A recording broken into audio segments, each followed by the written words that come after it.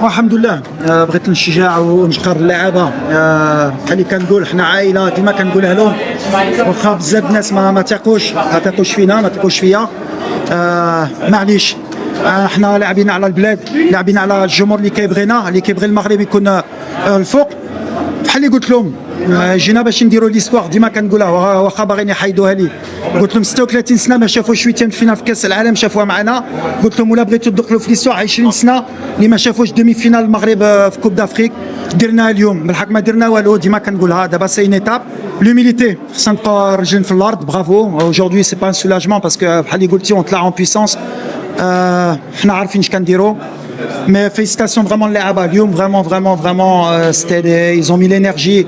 حتى كل شيء باغيين يفرحوا هذا الشعب، باغيين يفرحوا هذا الجمهور.